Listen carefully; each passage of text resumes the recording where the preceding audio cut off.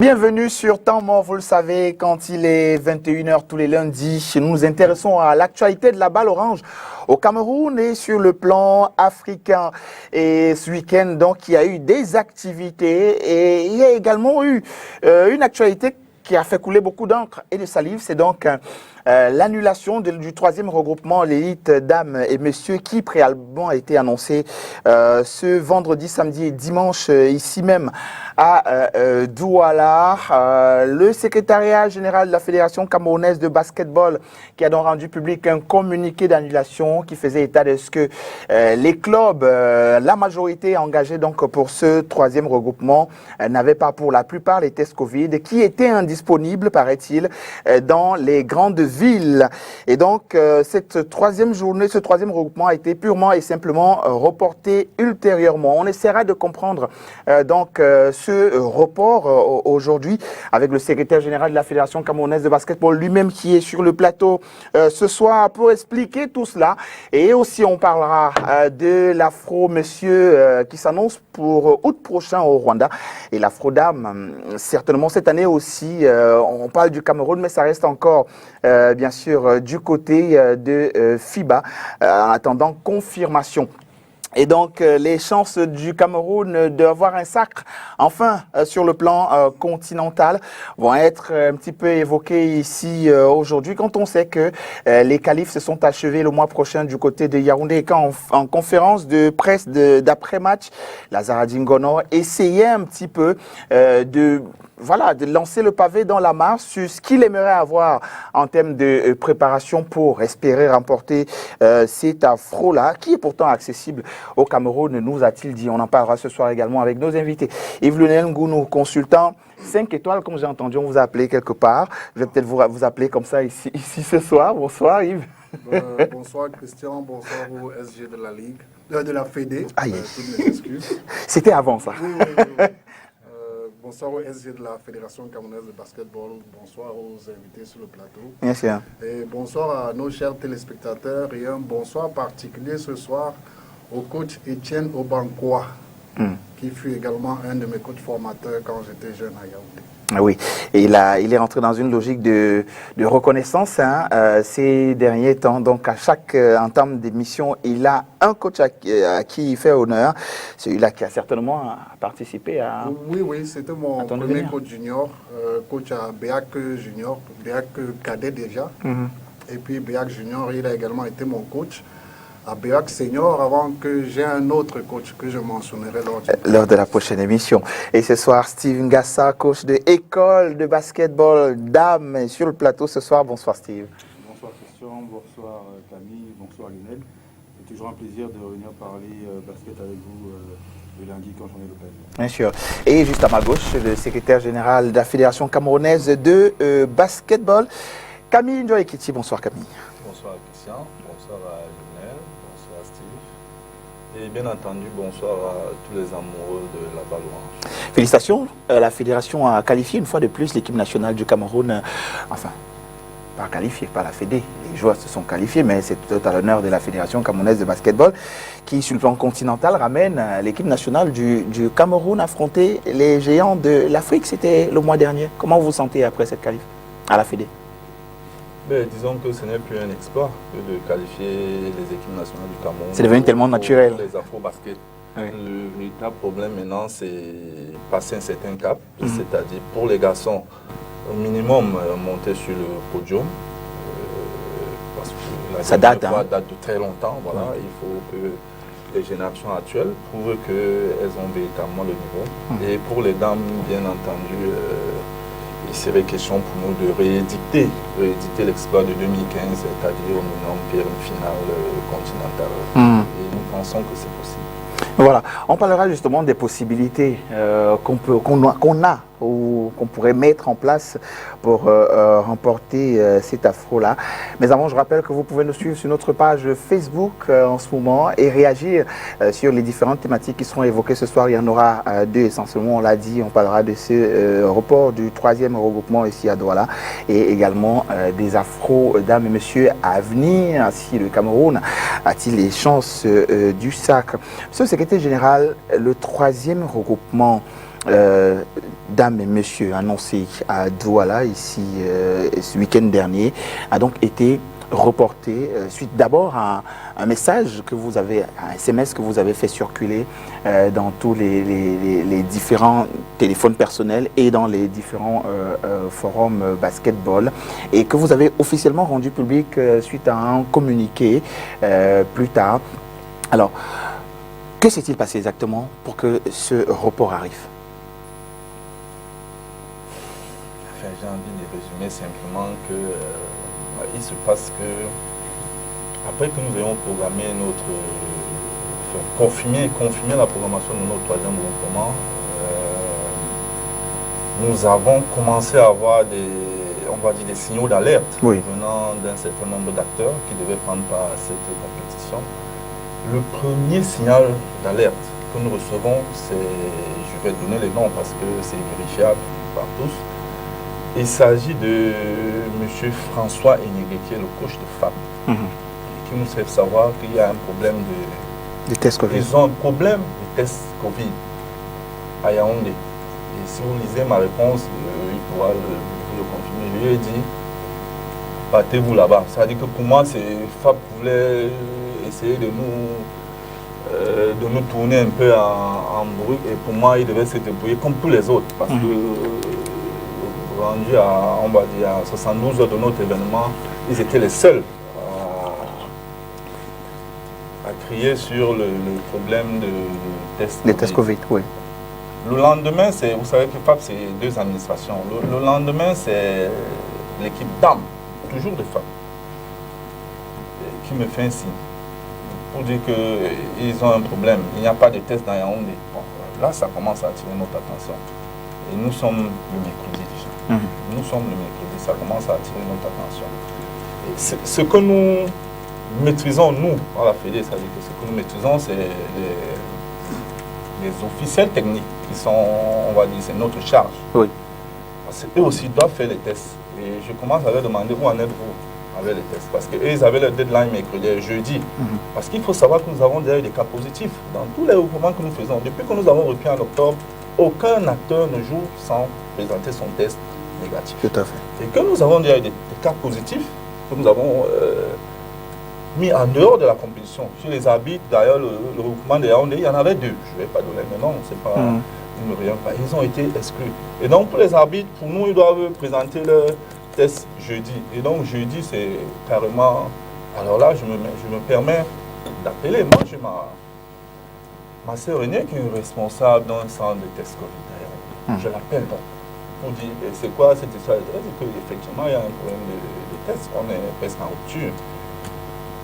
Et seuls les voyageurs ayant payé un certain prix avaient accès au test. Là on est déjà jeudi matin. Et les habitants partout hein, vous dites qu'ils ont des problèmes, ils ne savent pas comment ils vont faire. À ce moment je commençais à leur répondre. S'il n'y a pas de test, on va arrêter. Vous ne pouvez pas venir arbitrer. Et on ne va pas changer la convocation des arbitres maintenant. Parce que les nouveaux vont trouver les tests. C'est pour dire qu'il n'y aura pas de compétition. C'est ça. Ça veut dire qu'il peut y avoir équipe. S'il n'y a pas arbitre, il n'y a pas de compétition. Tout à fait. Et puis à Douala, nous interrogeons un certain nombre d'équipes de l'université de Douala. Qui, au regard des réponses, vous sentez bien qu'il n'y a pas de test. Et puis je discute avec M. Zedon à l'école de basket. Il dit qu'à vrai dire, il n'a pas la situation réelle, mais il pense que tout le monde n'a pas les tests. Bien entendu, à ce moment-là, le bureau directeur de la fédération doit prendre une décision. On est jeudi, la commission c'est le lendemain, vendredi. Pour nous, il est question de sauver ce qui peut encore l'être. On ne va pas permettre à toute les délégations de se rendre à Douala et ne pas savoir quoi faire. C'est-à-dire qu'au moment de la réunion, nous posons, on a trois possibilités sur la table. On fait jouer sur la base des tests de Yaoundé, c'est-à-dire qu'il y a 2 semaines. Ceux qui avaient été négatifs à ce moment-là peuvent jouer. Et donc, pas de nouveaux joueurs. Ça, c'est la première possibilité. La deuxième, on fait venir tout le monde, on joue. C'est interquartier, on joue. Et la troisième, c'était arrêter. Ne prendre aucun risque. Bien entendu, nous avons pris la dernière possibilité qui pour nous, permet de sauver moins de risques. C'est le moindre mal pour nous. C'était le moindre mal, arrêter la compétition à ce niveau-là. Évidemment, ça ne s'est pas fait sans casse, parce que dès lors que nous prenons la décision et que dans l'urgence, je fais le fameux message que je dépose à chaque responsable. Je pense qu'à ce moment s'engage quand même la fédération, ils reçoivent les programmations et autres. Par le même biais, je fais ce message à chaque responsable. J'ai quand même un certain nombre de retours, dont celui de Titi de la Terre, du Manteau, donc du coach Siedjou, de Manu, un peu de l'Étoile, voilà, et bien d'autres. C'est-à-dire que, par exemple, Titi n'est pas d'accord, sur place, il dit que vraiment, il va même se retirer. Bref, il est comme il est. Il a dégainé, vraiment, il ne voulait rien écouter. Lui disait que ses joueurs étaient là. Je dis que oui, Titi, ce n'est pas de ça qu'il s'agit. Il ne savait pas que tes joueurs sont déplacés. Ça, c'est autre chose. On peut en parler après. Ce que ça a coûté, vraiment, ça, c'est... On peut en parler après. Mais, bon, bref. Bon, Manu avoue que oui, c'est chaud. Il a fait 2 ou 3 centres, mais il y en a à tel autre centre. Il dit qu'il y en a un 3e centre là.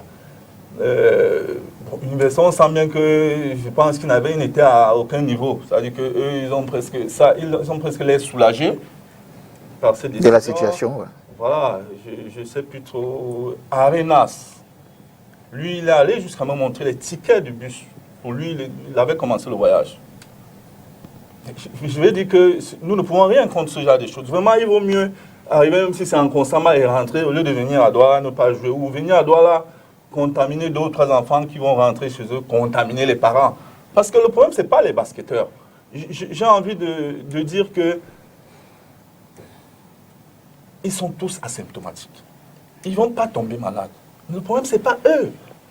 Nous sommes face à un problème de santé publique. Le problème, c'est les parents. Le problème, c'est nous autres, les adultes qui sont autour d'eux. C'est nous le problème. Et donc, ils ne savaient pas de venir contaminer 1 ou 2 personnes et que, bon, comme les joueurs, ça va, ça va. Non. S'il y a, je veux dire que s'il y a une seule suspicion Covid ou un seul risque de contaminer une personne, nous, on va dire non et donc on va arrêter là. Donc, pour nous, c'était le moindre mal arrêter, annuler la commission jeudi.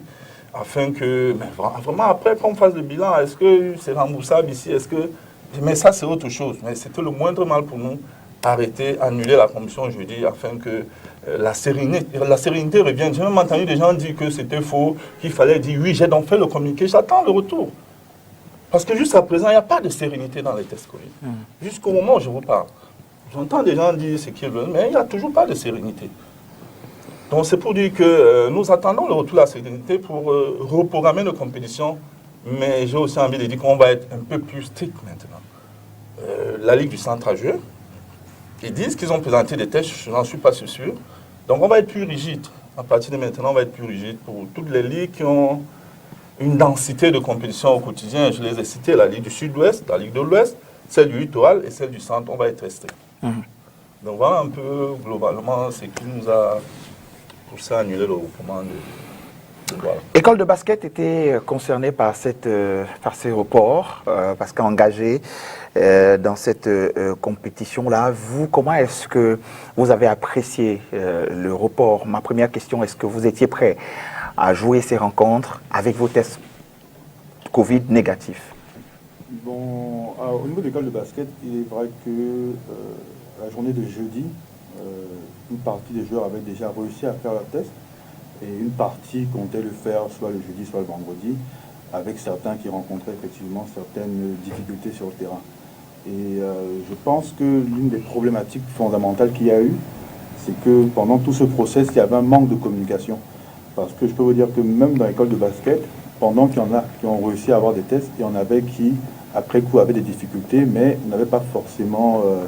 tenu le groupe informé pour que peut-être des solutions puissent être apportées sur la table. Bon, maintenant, il est clair que faire des tests lors de la dernière semaine n'était pas forcément aussi facile. Il aurait fallu être très astucieux pour pouvoir réussir à avoir des tests. Et je pense justement que s'il y avait une communication tout azimut pour permettre de diffuser les différentes possibilités où il y avait l'occasion de faire des tests, ça aurait peut-être facilité la chose. Mais malheureusement, les différents acteurs n'ont pas forcément mis leurs problèmes sur la table.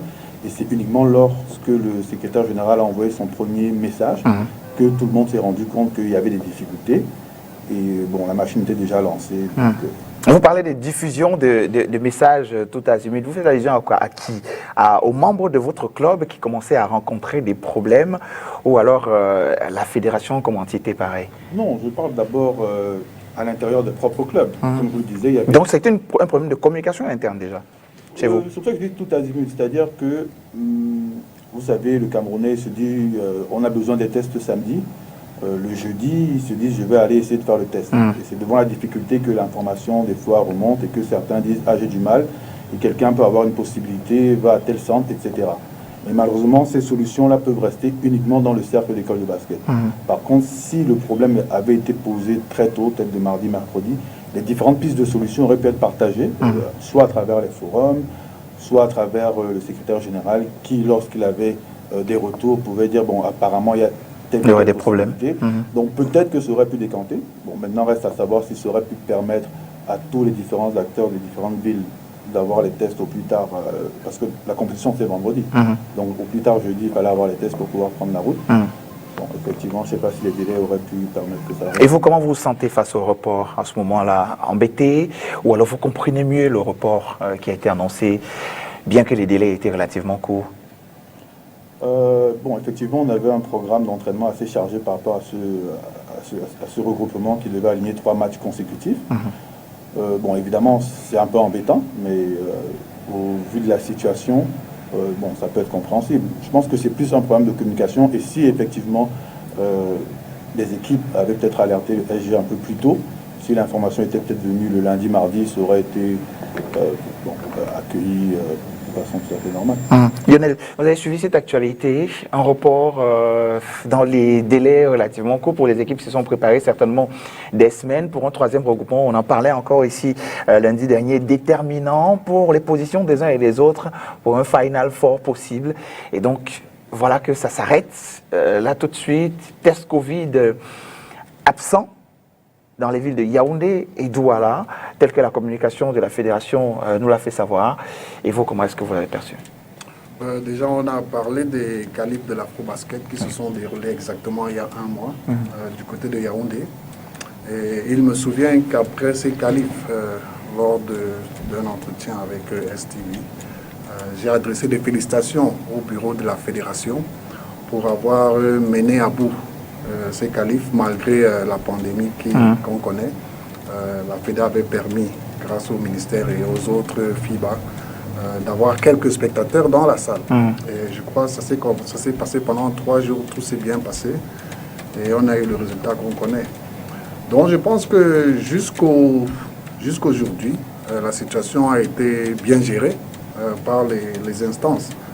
Mais il y a quand même quelques questions qui suscitent d'être posées. Là, on parle du 3e regroupement, qui est pratiquement le dernier, qui est dans la programmation le dernier des regroupements, qui comportait 3 journées. Et il me souvient qu'avant ce 3e regroupement, il y a eu le premier à Tchang, il y a eu le 2e à Yaoundé. Avant ce 3e regroupement, il y a eu des matchs en retard et des matchs avancés ici à Douala. J'ai même assisté le week-end d'avant. Je voudrais donc savoir, est-ce que pour ces matchs en retard et ces matchs avancés, les mêmes tests Covid étaient nécessaires?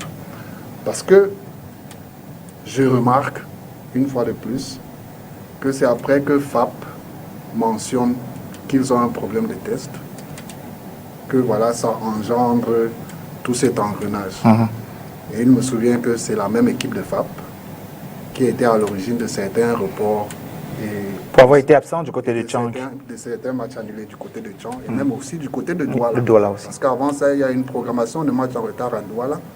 FAP n'avait pas pu effectuer le déplacement et on a dû reprogrammer cette programmation. Cette fois-ci, c'est le 3e regroupement qui est programmé parce que le code de FAP a signalé qu'il a des problèmes de tests de Covid et ça engendre justement donc, voilà, tous ces coups de fil et toutes ces vérifications. Pourtant, le week-end d'avant, FAP était à Douala. Est-ce que FAP, qui est venu à Douala le week-end d'avant, a présenté les tests de Covid avant de jouer? Zumanto était à Douala. Volcanic Warriors était à Douala. Donc ça, c'est une des choses. Compte tenu du programme qui est assez serré, il me souvient bien que dans un des messages de la fédération, il était précisé que les compétitions devaient s'achever avant une certaine date, compte tenu des échéances. Il y a la balle. Juillet, probablement. Voilà, il y a la balle qui arrive pour l'équipe de FAP, justement. Et il y a également la Coupe du Cameroun qui doit se jouer, les éliminatoires et un certain nombre de choses. Avec ce report de 3 journées, comment est-ce qu'on va réussir à pouvoir colmater les brèches? C'est vrai, c'est un problème sanitaire qui semble être assez sérieux, mais il faudrait également pouvoir trouver des voies et moyens pour pouvoir résoudre ce problème. Le SG a dit une chose, il a dit qu'à Yaoundé on a joué. Et je me souviens dans le communiqué du SG que j'ai lu, il était bien mentionné que les ligues du centre, du littoral, du sud-ouest et de l'ouest devaient surseoir à leurs activités jusqu'à nouvel ordre et que la fédération devait donner maintenant leur aval, son aval pour que ces ligues puissent jouer. Comment se fait-il que la ligue du centre ait joué? Et je vous rappelle que cette même équipe de FAP a joué au centre. Comment est-ce que c'est possible? Bon, il y a un ensemble de questions qui vous sont posées, hein, Camille, commençant déjà par la participation de FAP ici lors des rencontres en retard à Douala en milieu de semaine. Alors FAP qui était avec Jumonto et Volcanic Warriors et également, je crois, Étoile, voilà. Est-ce que FAP était testé? Est-ce que tous ces clubs étaient testés? Déjà, premièrement, je ne sais pas pourquoi on fait une fixation sur l'équipe FAP. Je sais qu'ils ont été à l'origine d'un certain nombre de manquements en début de saison, qui créent d'ailleurs le désordre jusqu'à la fin des saisons. Et depuis un certain temps, ils le savent. Ils le savent et le minimum qu'ils ont à faire, c'est de respecter on va dire les directives de la fédération. Beaucoup pensent qu'on leur accorde des privilèges, un certain nombre de passe-droits, mais très sincèrement, ce n'est pas le cas. Vraiment, sachez que ce n'est pas le cas. Ça a tout l'air de ça, mais ce n'est pas le cas. Maintenant, ce n'est pas FAP qui... FAP est peut-être la première équipe à signaler, mais ce n'est pas FAP qui déclenche. Je vous dis que j'ai les messages.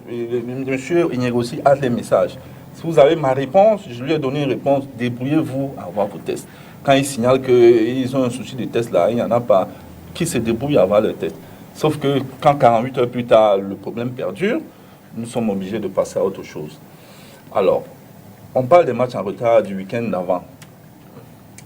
Et bien entendu, je parle sous le contrôle de tous les entraîneurs de ces équipes. Il s'agit de FAP, il s'agit de Jumento, il s'agit d'Étoile et il s'agit de Volcanic Warriors. Tous ont présenté le test Covid. Okay. Je parle sous réserve de ces gens-là. Tous ont présenté le test Covid. La seule, j'ai envie de dire, la seule journée où nous n'avons pas maîtrisé cette histoire de test, c'est les matchs en retard des dames. Et l'école de basket dames était concernée.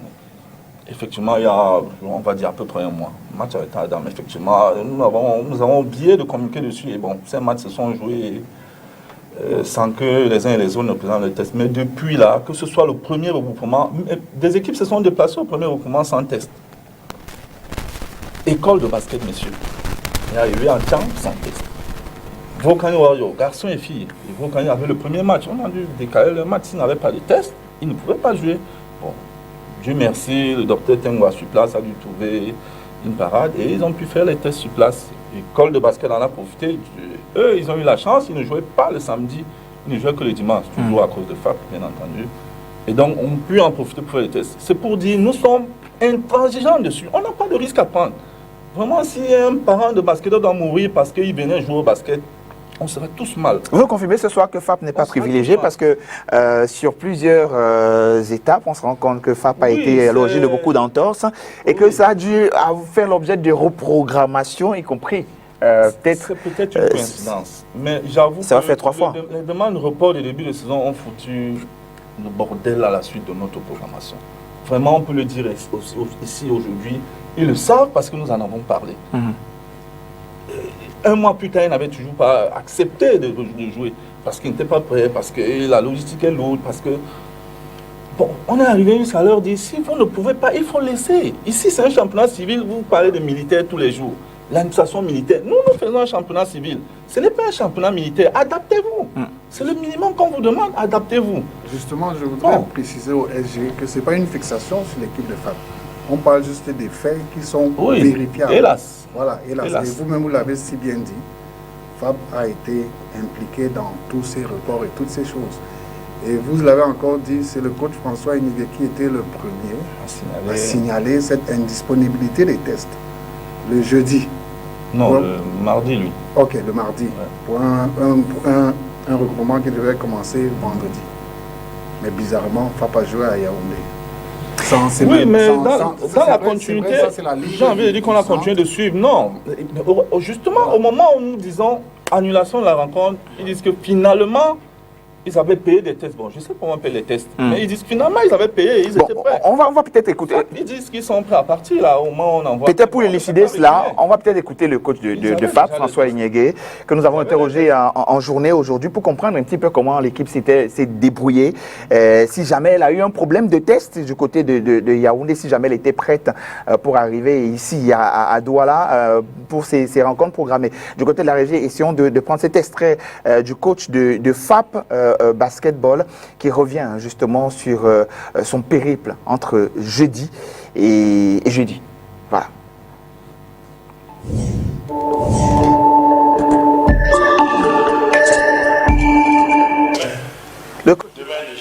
Demain, on doit commencer la préparation pour la Flow Basket. C'est comme ça. On doit commencer à travailler.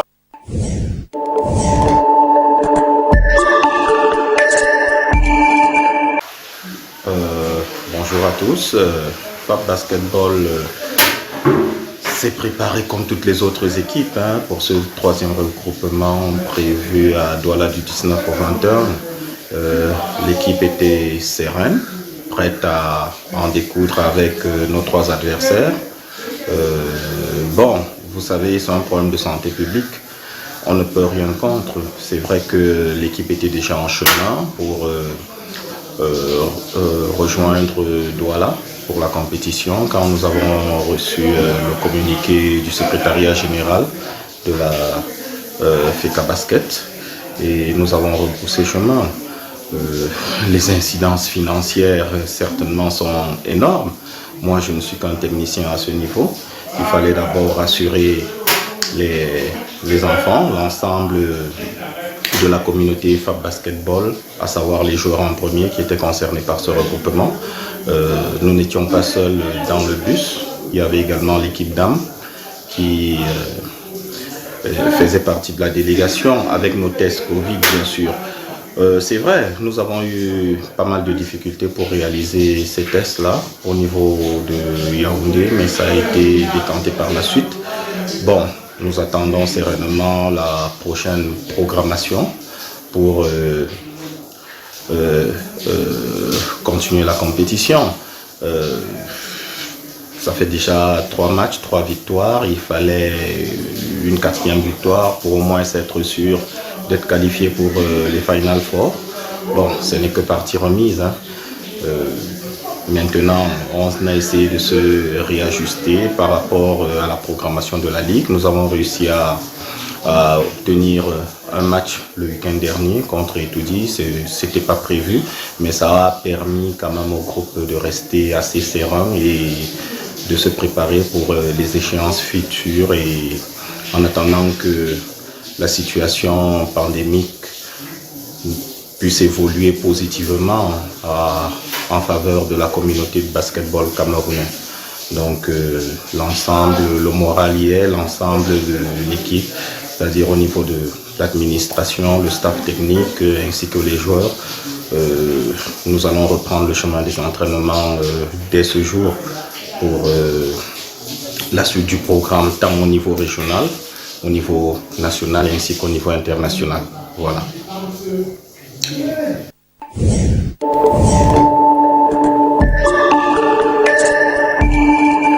FAP Basketball, on écoute le coach François Inigué à l'instant, a connu aussi les problèmes des tests Covid, mais a pu réaliser ces tests bien avant et était déjà en route quand le message est arrivé. Gros désagrément quand même. Hein. Moi, bon, pas forcément gros désagrément. Moi, je pense que... Pour une équipe qui était déjà à Boumier-Bel quand même, c'est un mi-parcours.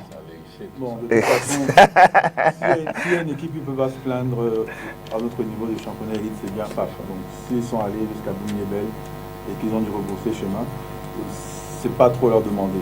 Surtout qu'à la base, c'est eux qui ont, entre guillemets, sonné l'alerte dès le départ. Bon, moi, je pense qu'une des choses que l'on peut reprocher, c'est le manque d'implication, à la limite, des présidents de club dans les prises de décision. Parce que lorsque vous avez les présidents de club, lorsqu'il y a une situation aussi critique, ils peuvent être impliqués. Comme disait le SG, il y a plusieurs scénarios qui auraient pu être mis sur la table et une décision aurait pu être prise. Généralement, comme a dit le SG dans son premier message à la réponse au coach de FAP, débrouillez-vous. Et c'est souvent ce qui est fait à notre niveau. Chacun se débrouille pour pouvoir se déplacer, pour pouvoir jouer. Et dos au mur, généralement, le Camerounais réussit à être créatif et à trouver des solutions. La preuve, FAP a réussi à trouver, à avoir des tests, était même déjà en route. Maintenant, quels sont les clubs qui véritablement, avec proposition, ne peuvent être capables de se déplacer? S'il n'y en avait qu'un seul, peut-être que le regroupement aurait quand même pu être tenu. On a déjà eu des regroupements avec un ou deux clubs absents. Donc je pense qu'il y avait quand même beaucoup de pistes de solutions avant d'en arriver à prendre la décision de reporter. Parce que même ce que l'on entend justement par la suite, c'est qu'il n'y a pas de prise de décision. Même plusieurs clubs ou plusieurs présidents de clubs aujourd'hui se positionnent comme s'ils auraient été favorables pour jouer. Alors que s'ils avaient clairement donné leur position à la Fédé, ça aurait été plus clair pour tout le monde. Si sur 8 clubs, il y en a 6 qui ne peuvent pas prendre part au regroupement, cette décision-là aurait été acceptée par toute la communauté basket, parce qu'elle aurait été baquée par les présidents de clubs, la fédération, etc. Quand vous dites clairement donner la position, ça veut dire qu'on est en difficulté en ce moment et qu'on ne peut pas avoir le minimum de joueurs possible pour pouvoir s'engager dans cette compétition, vous voulez peut-être dire? Oui, c'est ce que je veux dire quand je parle de clairement donner la position, c'est que la plupart avaient des réponses ambiguës. Comme a dit le SG, que ce soit Étoile, On Essaye, École, UDLA, à part ceux qui avaient des réponses ambiguës, les autres avaient apparemment des solutions, je pense Banganté. Donc c'est par rapport à ça dont je suis en train de parler. C'est-à-dire que si les clubs se positionnent en disant « nous sommes prêts à y aller », avec peut-être 7-8 joueurs, ça peut arriver. Au moins, on a une position claire et ça permet surtout que la décision soit collégiale. Parce que souvent, ce qui est difficile, c'est qu'on a l'impression que c'est juste une décision qui a été prise par le bureau, c'est leur travail en réalité, mais ce serait plus simple, surtout quand on est dans des délais aussi courts, de pouvoir impliquer tout le monde pour que la décision soit mieux acceptée par les différents acteurs. Oui, Lionel, il y a une expression qui est revenue, qui a été reprise qui a été dite par le secrétaire général, qui a été reprise par Steve il y a un instant. Débrouillez-vous. Alors, quand on est un club engagé dans une compétition chapeautée par la fédération et qu'on est confronté à un problème, c'est-à-dire présentation obligatoire des tests Covid, est-ce qu'on ne doit pas se sentir un peu soutenu par la fédération qui peut-être, je ne sais pas, pourrait trouver une solution de gérer en quota, en termes de, je ne sais pas, peut-être de régime financier, si jamais cela demande des finances pour les tests Covid, et permettre à tout le monde de pouvoir mieux se déployer, parce que, reconnaissons-le, il y a le football s'est joué ce week-end, en dames et en messieurs, l'élite, la Ligue régionale du littoral s'est jouée, tous les acteurs ont été testés, mais la fédération, qui est l'instance supérieure, n'a malheureusement pas pu trouver des solutions. Est-ce que c'est pas un peu moins s'impliquer dans ce qui est plus important pour une participation majeure des équipes dans une compétition comme l'élite? Je suivais encore les informations, c'était je crois samedi, et on disait qu'il y avait plus d'une centaine de matchs de foot qui étaient programmés le week-end dernier, toutes catégories confondues. Tout à fait. Pour l'élite, on parlait d'une douzaine de matchs sur 3 journées, peut-être une quinzaine avec les dames également. Comment est-ce que cela forme pour jouer et comment est-ce qu'au basket on n'arrive pas à jouer? Tout à l'heure, le SGI nous a fait comprendre que en fait, ce qu'on essaye beaucoup plus de protéger, ce sont les personnes qui sont autour. Pas les joueurs, parce que la plupart des joueurs sont asymptomatiques. Ça, je reprends les propos du SG. Si la plupart des joueurs sont asymptomatiques et que ce qu'on essaie de protéger, ce sont les parents et les personnes âgées qui sont autour. Les familles.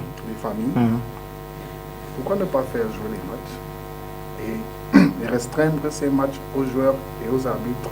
Essentiellement. Parce que, comme je dis, il faut faire jouer, surtout que les équipes, certains avaient des tests, d'autres n'avaient pas. On peut également regarder dans des équipes quels sont ceux qui ont les tests, quels sont ceux qui n'ont pas. Est-ce que le nombre de ceux qui ont les tests est suffisant pour pouvoir faire jouer l'équipe? L'équipe n'est pas obligée de présenter 12 joueurs.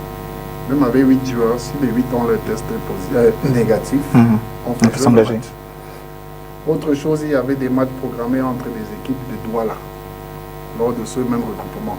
Si je ne me trompe pas, la journée de dimanche, l'école de basket devait jouer contre l'UDL. Deux équipes de Douala. Et vendredi contre le Cap. Voilà. À Yaoundé, il y a des équipes de Yaoundé qui se sont affrontées le même week-end. On aurait aussi pu faire jouer les équipes de Douala le même week-end. Restreindre ça aux équipes uniquement.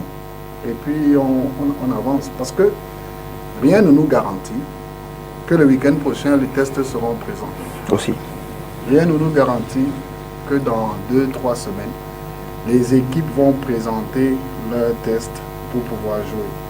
Donc ma question c'est de savoir pourquoi est-ce que c'est seulement au troisième regroupement qu'il y a cette rigueur. Le troisième qui est le dernier, alors qu'au premier, on a laissé jouer. C'était peut-être parce que, bon, au deuxième, la machine prenait progressivement. Je ne vais pas répondre pour vous. Non, il y avait la sérénité des tests. Il n'y avait pas de problème de tests sur l'étendue du territoire national. Je rappelle que ces tests sont gratuits. C'est pour ça que, bon, le terme exact, c'est pas débrouillez-vous, c'est battez-vous. Parce que je l'ai relu, c'est battez-vous là-bas. Qui se débrouille à trouver, à faire les tests. Mais après, quand c'est l'un plus fable seul, c'est un problème. Donc, je vais quand même répondre à ce que Léonard disait tout à l'heure. Et quand je disais qu'il faut protéger surtout ceux qui sont autour, on peut laisser ces joueurs jouer, mais après ils vivent bien quelque part, ils vivent chez leurs parents, ils vivent en famille, ils vont retrouver les parents à la maison, c'est de ça que je parle. Je ne dis pas que nous sommes autour d'eux et c'est nous le problème, non, on pourrait les laisser jouer. Mais après ils retrouvent les parents, les grands-parents, des gens qui ont des comorbidités et ça devient un problème. Ça devient un risque que les uns et les autres vont prendre. Donc c'est pour cette raison que nous avons dit qu'il fallait arrêter. Vraiment, j'ai même envie de dire que s'il faut arrêter définitivement, on va arrêter. Vraiment, on n'est pas là pour parler des risques. On n'est pas là pour parler. La situation est tellement, s'est tellement dégradée ces derniers temps que je ne sais pas pourquoi les gens pensent que c'est un jeu. Ce n'est pas un jeu. Quelqu'un m'a dit qu'on joue les bonbons, on joue. And so what? Je veux dire que, est-ce qu'on doit se fier à ça? Non. D'accord. La situation était peut-être je reviens à vous dans un instant, Steve. La situation était peut-être compliquée pour la fédération à gérer parce que les tests ne sont pas produits par la fédération, c'est produit par le ministère de la Santé publique et autres. Mais on relève en ce moment aussi que Yaoundé a pu jouer et on va essayer de comprendre un petit peu comment Yaoundé a pu se déployer pour pouvoir jouer ce week-end. Alors, on a en ligne le président de la Ligue régionale du Centre, Yves Tsala. Bonsoir, président. Bonsoir, Christian. Bonsoir à tout le panel, donc Yves Lyonnais, Steve et le secrétaire général, et bonsoir à tous les téléspectateurs. Voilà, vous le savez parce que vos équipes engagées pour ce troisième regroupement n'ont pas pu venir parce que annulées. Mais surprise, samedi et dimanche, les rencontres se sont jouées dans votre ligue. Toutes les rencontres d'ailleurs se sont jouées dans votre ligue. Alors, comment comprendre que sur le plan fédéral, donc national, on ne puisse pas avoir les tests et que dans une ligue, on puisse jouer complètement ces rencontres? Comment est-ce que vous avez pu? Bon, il faut dire que les rencontres étaient incertaines, hein, donc ça c'est ce qu'on peut dire. On n'était pas certain de jouer les matchs. On a décidé de discuter avec les équipes pour voir au cas par cas, quitte à annuler certaines rencontres au fur et à mesure qu'on avait les feedbacks sur les textes. Un des cas caractéristiques, c'est par exemple Onyx. Onyx qui nous a fait part de leur difficulté d'avoir les tests jusqu'au départ pour le regroupement, en nous demandant donc ce qu'ils allaient faire parce qu'ils avaient peur d'arriver à Douala pour qu'on dise que c'est à Douala qu'il faille faire les tests parce qu'ils n'avaient pas les tests.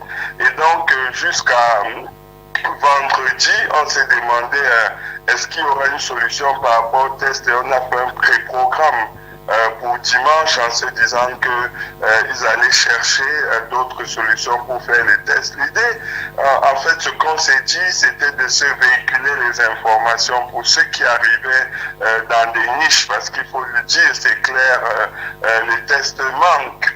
Donc, on s'est dit que ceux qui arrivaient à trouver des niches où on peut trouver des tests peuvent véhiculer les informations aux autres pour arriver rapidement pour en faire. C'est ainsi qu'on a procédé au cas par cas et que finalement on a réussi à avoir les différentes équipes qui fassent les tests. Je crois qu'on a eu un seul match qui n'a pas pu se jouer. Mais finalement, pour les autres, on a pu trouver des solutions au cas par cas pour faire les tests. Alors, ça fait quand même 14 rencontres qui ont été jouées samedi et dimanche dans votre ligue. Je vais peut-être pas me jeter dans les calculs, mais ça fait un nombre quand même important de personnes à tester que vous avez pu tester. Oui, en fait, les tests ont finalement apparu à Yaoundé, malgré le fait que vous êtes intéressé au cas par cas, comme vous le dites. Non, il y a des endroits où il y a des petites réserves de tests. Donc, comme je dis, c'est l'information. Vous étiez dans les secrets des dieux, alors, si on peut comprendre. Non, c'est pas nous. Hein. On échange avec les clubs. Après, tel dit, je suis allé au niveau de Colbison. J'ai trouvé un petit coin là-bas qui n'est pas très connu, où les tests sont disponibles et on véhicule l'information. Les gens peuvent se déplacer pour aller là-bas. Mais il y a des gens qui sont allés jusqu'en bas là. Donc c'est pas évident. Mais on arrive, il y a beaucoup qui ont poireauté aussi avant de pouvoir faire les tests ou d'arriver au CHU. On vous dit non, il n'y a pas, repassez peut-être demain. Même au Palais des Sports à côté où nous sommes, il y a des gens qui ont attendu là-bas, qui ont testé 3 joueurs ici, qui ont continué pour aller à d'autres coins. Donc c'était pas évident. Il y a aussi des joueurs, des équipes qui n'ont pas pu jouer parce que n'ayant pas de tests pendant que d'autres avaient les tests, ils étaient obligés de ne pas jouer tout en étant là. Donc on a connu toutes ces situations-là pendant les rencontres. Alors quelles sont les leçons que vous avez tirées? Vous avez d'autres rencontres qui sont programmées pour la semaine prochaine et la communication de la fédération qui est arrivée vendredi faisait état de ce que les régions où ça se joue, le secrétaire général l'a encore rappelé ici il y a un instant, devraient normalement présenter des garanties qu'il y a des possibilités de jouer dans toute sécurité. Donc vous avez programmé les rencontres pour le week-end prochain. Sous quelle base? Je crois que la circulaire du secrétaire général enfonce une porte ouverte. Je ne pense pas qu'il est question que les ligues régionales jouent sans s'assurer au préalable que les acteurs soient testés. Tout le monde est conscient de la situation et on n'est pas là pour faire jouer à tout prix. Donc, il ne faut pas qu'on pense un seul instant qu'on veut faire jouer à tout prix. Donc, on recherche, on est en permanence en recherche des solutions qui permettent, si c'est possible, de jouer. Là, ce qu'on fait actuellement, on est en train de discuter toujours par les relais d'information avec les clubs. Il y a 2 clubs qui nous ont mis en contact avec des centres pour faciliter les choses qui peuvent venir sur place au niveau du palais des sports pour tester. Donc maintenant, nous sommes au niveau de l'évaluation du nombre de tests qu'il faut.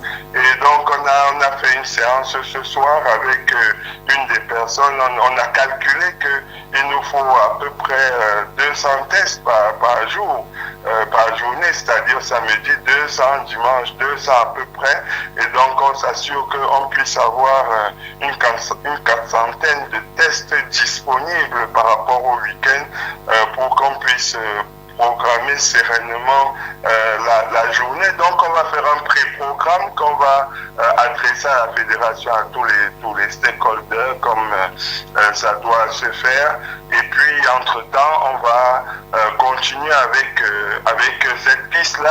Elle n'est pas la seule, il y a d'autres pistes pour voir comment est-ce qu'on peut mobiliser pour que les équipes n'aient pas à courir, à aller dans tous les sens, vu que c'est assez rare, d'essayer de les avoir disponibles sur le palais des sports pendant ces 2 jours-là. Parce que le problème des U18, c'est qu'ils sont en classe et ils ne peuvent pas facilement aller dans les jours de classe entre lundi et vendredi, passer les tests. Donc l'idée d'avoir ces équipes au palais le samedi, le dimanche et d'amener les équipes à venir très tôt dans un planning qu'on peut élaborer pendant des heures de 8h à 12h pour tous ceux qui doivent jouer. Les gens viennent bien avant pour faire des tests et que ça puisse se faire, voilà un peu...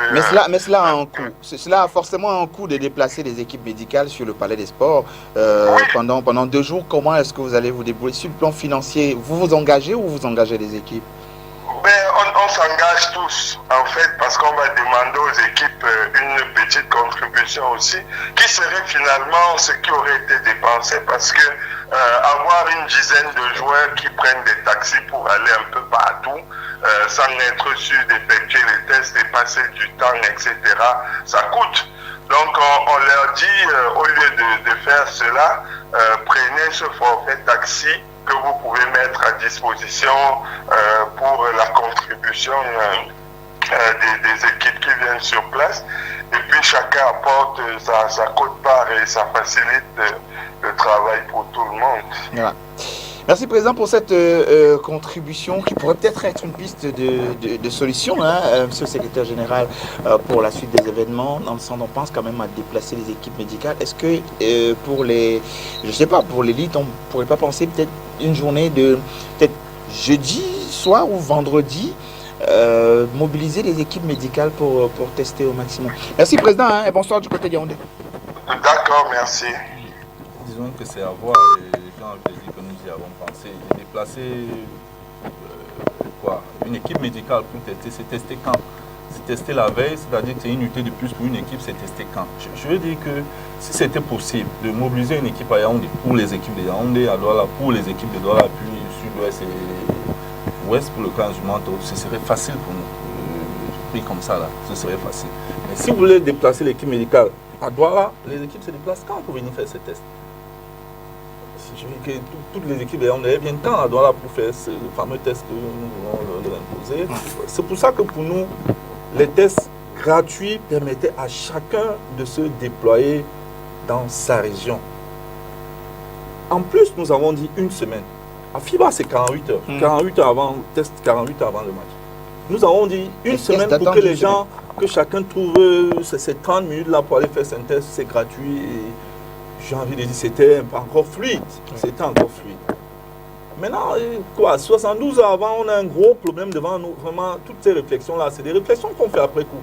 Mais nous n'avions pas le temps nécessaire pour faire ce ramassis de réflexions. Pour le cas de la Ligue du Centre, je voudrais ajouter que le président Tchala ne dit pas tout. Il ne dit pas tout parce que des gens ont joué avec des tests datant de 2 semaines. Nous, on ne le permettra jamais. On ne le permettra jamais. Et je discutais encore ce matin avec la Ligue du Centre qui me disait que non, nous on a, parce qu'on a des élèves, parce que les équipes médicales ont dit que 14 jours c'est bien. On ne pourra jamais le permettre. Donc il y a des gens qui ont joué avec des tests datant de 2 semaines. Et voilà. Maintenant, sur leur programmation, ils disent 72 heures, mais ils vont jouer des gens qui ont des tests datant de moins de 2 semaines. Bon, lui-même il dit que c'est des tests du jour J. Maintenant, dans ce milieu, il faudrait bien trouver la vérité. Je dis que désormais, après les programmations, nous désignerons quelqu'un sur place pour vérifier les tests au besoin, pour les emporter avec lui pour vérification. On ne permettra pas que ces légèretés continuent. Oui, donc comme j'ai dit au début, je pense que, comme s'il y avait une meilleure communication entre les différents acteurs, je pense qu'il y a des pistes de solutions qui auraient pu être mises sur la table. Par exemple, au match en retard d'école de basket à Yaoundé, les filles ont été testées le matin justement au Palais des Sports. Il y en a d'ailleurs une qui a été testée positive qui n'a pas joué. Donc même lors des matchs en retard, il y avait quand même la vérification. Ou bien les équipes, je pense, ont quand même fait l'effort pour essayer d'avoir les tests. Oui. Mais je pense que si on était allé jusqu'au bout, les équipes auraient trouvé des solutions. Et je pense que c'est un peu ça la problématique. C'est-à-dire qu'on a trop vite pris la décision de reporter. Effectivement, on peut dire que la veille, c'est pas vite. Steve, c'est la veille que nous prenons la décision. Nous sommes jeudi. Nous sommes jeudi, on prend la décision de reporter. C'est pour ça que je dis encore que ce sont les clubs qui ont dit qu'ils ne pouvaient pas avoir. C'est ça la question. Je vous ai listé un certain nombre de clubs en début Oui, d'émission. on a du mal, on a des difficultés. Ah, c'est tu vois pas que Ça, c'est ça, du ça, c'est bricolage, des ça veut difficultés. dire que rien n'est clair. Je peux vous garantir que souvent, 2-3 Rien jours n'est avant clair. les déplacements, les clubs ont du mal financièrement à savoir comment ils vont faire. Donc s'il faut se baser sur on a du mal, je peux vous garantir que chaque club au Cameroun, à part peut-être FAP, qui a quand même tous une grosse machine financière derrière, chaque club au Cameroun a du mal à se déplacer 48 heures ou à la limite même 24 heures avant son déplacement. Donc avoir du mal, ça c'est le quotidien de tous les clubs qui participent à l'événement. Oui. Nous avons en ligne un président de club, Paul-Olivier Titi Belaté, président de l'UNCAM Basketball. Bonsoir, président. Bonsoir. Voilà. Alors, peut-être partant de ce que Steve Ngassa vient de dire à l'instant, pensez-vous que la décision d'annuler le 3e regroupement pour vous était un peu prématurée? Elle a été prise jeudi quand même pour un regroupement qui commence ce vendredi. Êtes-vous du même avis que c'était trop tôt? Elle n'était pas seulement prématurée, mais légère. Et je pèse mes mots. Le 3e regroupement là, je l'ai encore entre la gorge, parce que ce regroupement aurait pu se jouer si on s'écoutait, si on communiquait davantage. Et je profite de cette occasion pour demander au secrétaire général de la Fédération camerounaise de basketball que le minimum, ce serait déjà qu'il crée un groupe WhatsApp où il y aurait président et coach des clubs d'élite, afin que dans ce forum, on puisse se parler de manière directe et surtout discrète. Parce que se retrouver dans Planète Basket et autres dans tous les forums pour discuter, alors qu'on ne sait pas vraiment qui intervient, qui n'intervient pas, c'est vraiment compliqué. Je suis convaincu que si on avait un forum où on se parlait directement, il n'y aurait pas eu l'annulation de ce 3e regroupement. Parce qu'ensemble, on aurait trouvé des solutions pour qu'on puisse finir ce 3e regroupement. Voilà, c'est votre avis. Maintenant, j'imagine que c'est compris, mais est-ce que l'UNCAM Basketball était prêt sur le plan de la disponibilité des tests négatifs qui engagent son équipe à ce 3e regroupement? Sur tous les plans, nous avons fait les tests mardi matin à 9h à la Quintini. Je peux vous amener à la porte et je vous donne le nom du laborantin qui a fait le test. Je ne parle pas, je ne suis pas quelqu'un qui va se mouiller sur des choses qui vont le salir plus tard. Parce que moi, j'aime faire les choses de manière normale. Les joueurs sont arrivés, vous savez que la moitié de mes joueurs vivent à Yaoundé. Les joueurs sont arrivés ici. Le dernier est arrivé à 16h, lundi. Nous avons préparé tout ce qu'il y avait à préparer. Effectivement, c'est bon que nous sommes à la télé. Le problème des tests, en mon sens, c'est le suivant. Il y a les tests, il y a toujours eu les tests, et il y aura les tests. Vous pouvez vous demander au CDF de la Fédération, lui et moi on se parle le jeudi là, à 13h30. Lui et moi on a une solution des tests, sauf que cette solution est monnayable. À petit coup, je suis convaincu que tous les clubs, s'il y avait une bonne communication, auraient accepté de le faire. C'est-à-dire combien? Ça, je parle bien des tests. Combien à petit coup? Non.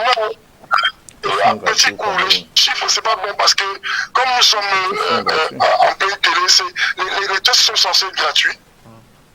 Et malheureusement, ou heureusement, je ne sais pas, on a toujours des gens qui font des camerounaiseries. Donc vous pensez qu'on aurait pu exploiter ces camerounaiseries pour jouer? Pour obtenir des tests? Oui, on aurait pu. C'est pourquoi je parlais de voir le contournement. Si on avait communiqué ensemble, ce tournoi, ce 3e regroupement aurait eu lieu. Je vous dis, le nom que je donne au CDF, qui est M. Guissani, c'est le même nom qui lui revient à lui. Et il dit, oui, on pouvait justement communiquer avec tout le monde. C'est comme ça qu'il me demande de prendre sur moi, de commencer à appeler les dirigeants, par exemple, de FAP. Moi, j'ai appelé les dirigeants de FAP, le coach Enigé, qui me dit non, eux, ils ont dit à leur test. Ils ont fait le test sanguin. C'est là où on me revient, donc oui, effectivement, le test sanguin est autorisé par FIBA. Il y a des regroupements, le SG va me démentir. Non, je demande. de demande, le test sanguin, c'est-à-dire le test sérologique, il n'est pas autorisé par FIBA. C'est un test préalable au test PCR. Il n'est pas autorisé, ce n'est pas le test qu'on fait. On vient de gérer la dernière tournée de qualif et ça a été le cas pour nos internationaux. Tests sérologiques, puis les tests PCR. Alors, je vais répéter ce que je disais tout à l'heure. Je le tiens du CDF de la Fédération camerounaise de basketball, M. Guissani, qui m'a dit ceci. Effectivement, au dernier regroupement, il y a des équipes qui sont venues avec le test sanguin et FIBA a validé. Je répète exactement ce que le CDF, il n'est pas mort, m'a dit. Quand cela le tienne, lui et moi, on s'est accordé qu'on essaie de trouver une voie. On a donc trouvé un médecin, je ne veux pas citer l'établissement dans lequel il était, qui avait en sa possession la possibilité d'avoir un certain nombre de tests. Et ce médecin nous a dit, mais pourquoi la Fédération camerounaise de basketball ne fait pas simplement un courrier au ministère Santé pour avoir même la possibilité de tester les gens, même sur place. C'est là que je me suis rappelé qu'effectivement, j'avais essayé de demander ça au président de la Fédération. Il m'a répondu qu'il a le temps de faire ce genre de choses. Je ne sais pas si ce sont ses prérogatives ou quoi que ce soit, mais je continue à dire, M. Oumé, le troisième regroupement-ci aurait eu lieu s'il y avait la bonne communication entre les 4 dirigeants de la Fédération et les clubs d'élite. On en est donc au report aujourd'hui. Vous tirez les conséquences. Vous êtes préparé. Ah oui, voilà. Pour mon cas, moi, si j'ai mis minimum en termes de finances, si je prends seulement le transport, 7 joueurs fois 20 000, nous sommes déjà à 140 000. Les primes du mardi matin, mardi soir, mercredi matin, mercredi soir et jeudi matin. Je suis à presque 245 000 de dépensés. Et je vous promets une chose, si ce n'était que les finances, ça ne me dérangerait pas. Ce qui me dérange le plus, c'est, vous savez, pour préparer ce type de compétition, et je n'apprends pas ça au Edge de la Fédé qui était un gros joueur, on se prépare mentalement. Le niveau de gaz qu'on essaie de mettre pour préparer ce type de... Surtout que vous saviez qu'il devait avoir un très gros choc. L'UNCAM passe à pas. Il fallait qu'une des deux équipes envoie un message à l'autre. On a préparé ce regroupement pour que de manière aussi simpliste, on nous dise que il n'y a pas les tests, il y a certains arbitres qui ont cherché les tests, mais ces arbitres, ils habitent où? Leur baba, ceci, mais rapprochez-vous de la ville, posez des questions, peut-être quelqu'un aurait une solution. Et c'est quand des discussions, où il y a sur le plateau Singasa, lui et moi on a échangé, et quand on échange, on se rend compte que, mais il y a même les tests chez Mangamba, à l'hôpital des Chinois. Monsieur Mangamba, à l'hôpital des Chinois. Donc, s'il y avait une communication, au moins dans un forum sérieux, où les dirigeants de la fédération et les clubs d'élite discutaient, je suis convaincu que ce troisième regroupement n'aurait pas eu de soucis. Dites-moi, ça c'est vraiment, comment on dit souvent vulgairement au quartier de Congo, ça, Elite One de football s'est joué, non? À Douala, Yaoundé, Ouest. Mais ils ont fait comment? Ils ont, je sais pas, ils ont inventé. Donc, on vous a compris, hein, Président, sur les différentes questions évoquées ici, même les propositions faites pour l'avenir. Donc, on va, comme tout le monde, vous avez tiré les conséquences de ce report. On dira que, voilà, vous restez engagés. Rendez-vous au prochain regroupement, à la prochaine programmation. Oui, bien sûr, rendez-vous au prochain regroupement parce que il faut qu'on se le dise, il faut qu'on se dise les vérités. Nous sommes tous extrêmement passionnés, oui. Notamment même les dirigeants de la fédération. Nous sommes tous très passionnés de basket, vous-même journalistes. Mais le prochain quoi qu'il y aurait dans ce basket, le camarade. On n'est pas là pour venir tout le temps refaire les mêmes choses. On va seulement se dire une seule chose, c'est que il y aura le BA Condor et le prochain c'est l'UNCAM. On ne va pas continuer dans ce sens-là. Vraiment, le minimum d'abord, faites-nous un forum où on se retrouve, président et coach des clubs d'élite. Une fois parti de là, je suis convaincu que beaucoup de soucis, que ce soit les problèmes de payer les licences, les problèmes de payer les transferts, où souvent on ne s'entend pas bien, mais qui a payé quoi, seulement ce forum pourrait déjà commencer à résoudre les petits problèmes. Et au moins respecter les efforts des uns et des autres. D'accord. Merci, Président, et merci pour votre participation ce soir. Bonne nuit. Merci bien à vous. Alors, le président Titi Belaké se plaint d'un manque de communication quand même entre la fédération et les clubs dans un cercle fermé où on peut se dire les choses et trouver ensemble des solutions. C'est une bonne idée tout de même d'être dans un groupe WhatsApp.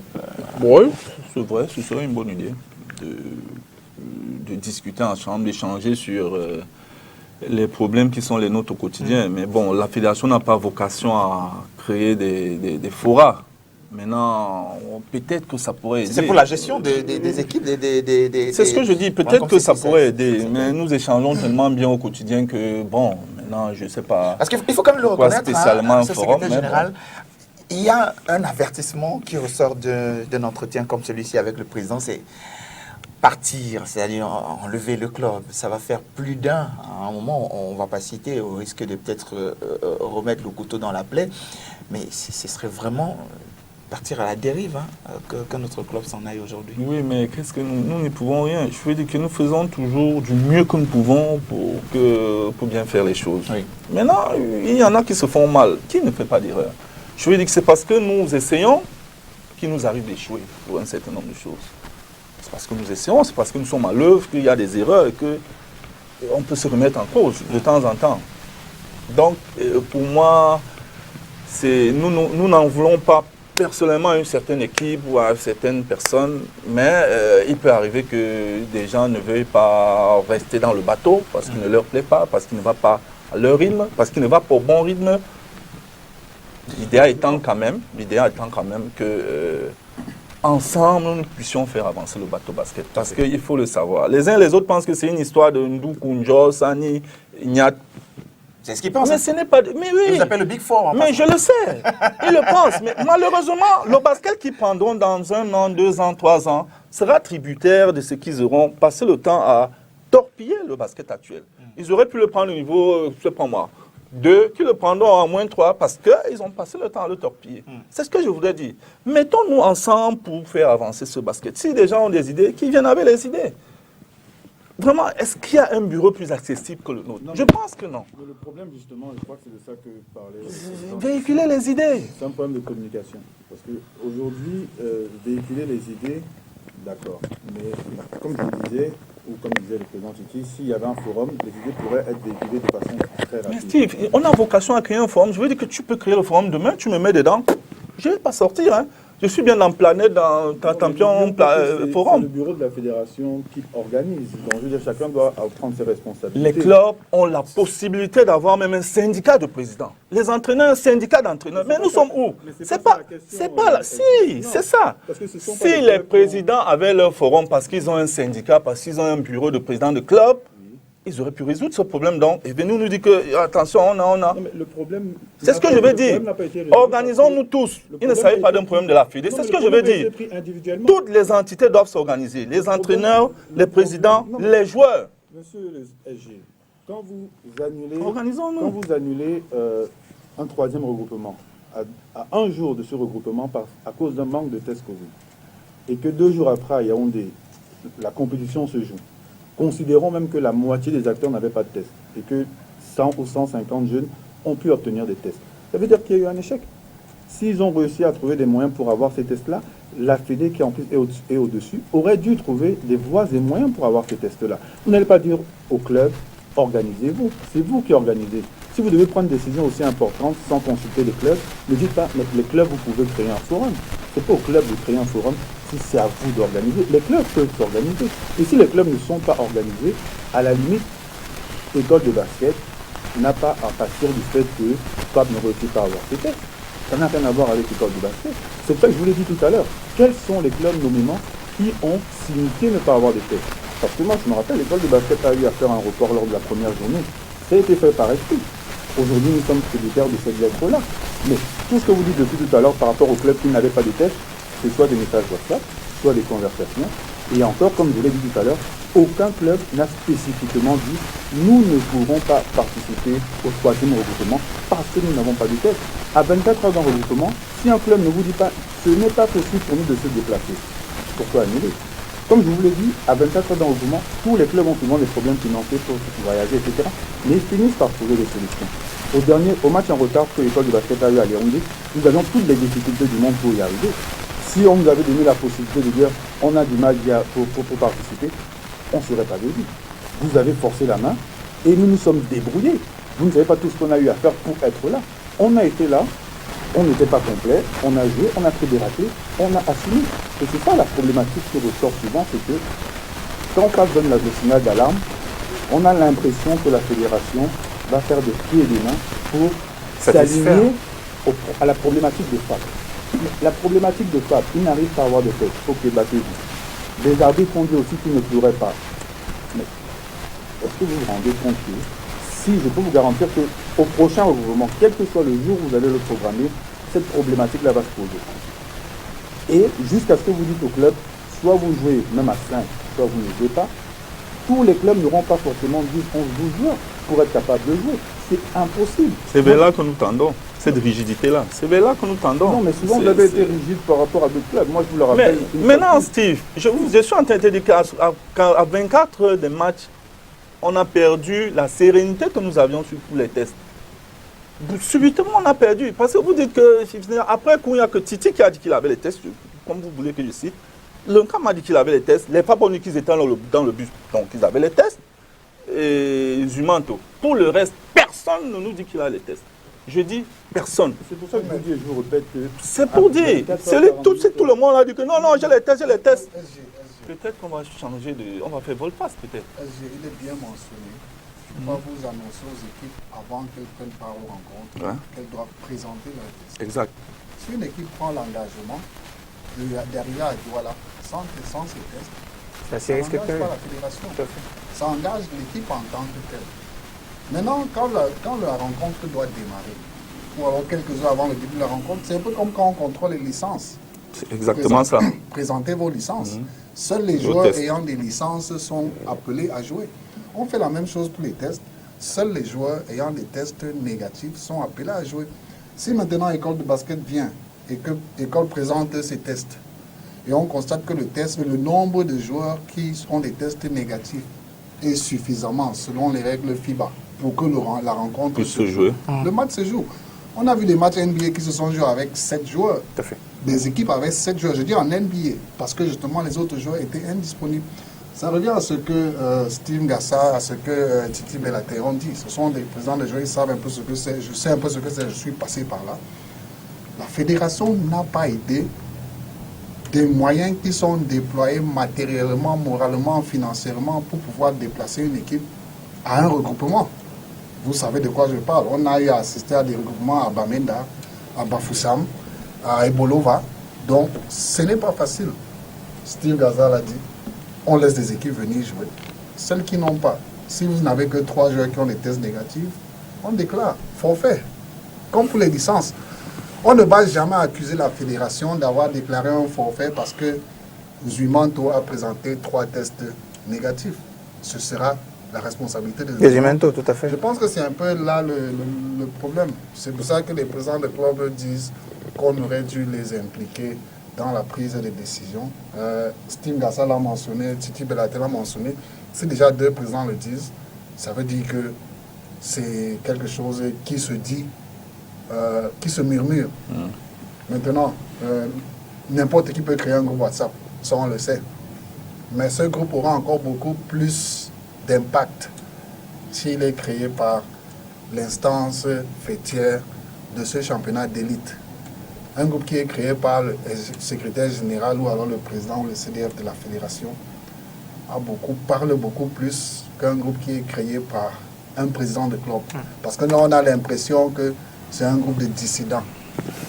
Il suffit seulement qu'un jour, des équipes décident que non, le week-end prochain, on ne joue pas. Quelle sera la réaction? Voilà. Ils ont créé le forum. Et décisions. Donc c'est un peu ça le truc. Par contre, s'il est créé par... On se sent même écouté quand il est créé par la fédération. On se sent écouté. Chaque équipe qui monte en élite, on incorpore le président et le coach. Si une équipe décide de se retirer, le lendemain, on retire le coach et le président du même groupe et on ajoute ceux qui sont présents. Je pense que ça va permettre à ce que beaucoup de choses se fassent, comme Titi a dit, dans la discrétion. Et puis maintenant, vous sortez les communiqués. Et nous tous on lit et on vient, on assiste. Et on sait que voilà, c'est de commun accord que cette décision a eu lieu. Je me souviens quand la NBA avait décidé d'annuler la saison de l'année passée. Adam Silver ne s'était pas levé un matin pour dire qu'on va annuler complètement la saison. Ce sont des échanges qui ont eu lieu. Oui. Et vous avez des accords, pas d'accord, et tout ça. Il vous a parlé de ça, le président de les Clippers, il vous a parlé de ça. Ce sont des gens qui sont des personnes importantes dans le continent. Sans les clubs, il n'y a pas de vie. Sans les clubs, il n'y a pas de vie. Donc, il faudrait leur donner la possibilité de pouvoir s'exprimer. Il ne faudrait pas seulement que ces clubs viennent à l'Assemblée générale de la Fédé en fin de saison pour faire le bilan de la saison précédente et pour qu'ensemble vous vous accordiez sur la programmation ou alors comment est-ce que le championnat de Ligue va se dérouler pour la saison suivante. Justement, il y a même une question quand vous parlez de programmation en début de saison, selon le calendrier, c'est juillet la fin de saison normalement pour laisser place aux compétitions internationales. Mais tel qu'on est parti avec les différents reports et avec la Ligue du Centre qui a engagé avec autant de clubs en Ligue 18, en Ligue 2, je ne sais pas, et autres. N'est pas en reste. Et Littoral qui n'est pas aussi en reste avec un maximum de clubs et des week-ends qui pourraient être insuffisants pour être dans le deadline. Comment est-ce qu'on va se débrouiller? Est-ce qu'on ne va pas traverser les échéances? Non, nous pensons que, je pense que lors du dernier conseil, on avait laissé une petite fenêtre pour les différentes ligues. Au niveau national, les compétitions pourraient s'arrêter et au niveau régional, elles pourraient continuer. Voilà, sachant que l'impact n'est pas énorme au niveau international. Peut-être qu'il n'y a pas trop de joueurs qui sont concernés et ainsi de suite. Donc, au niveau régional, les équipes, les compétitions pourraient s'achever sereinement si la pandémie nous le permet, bien évidemment. Donc voilà, nous, effectivement, nous comptons organiser nos finales en juillet et on pense que c'est encore possible. D'accord.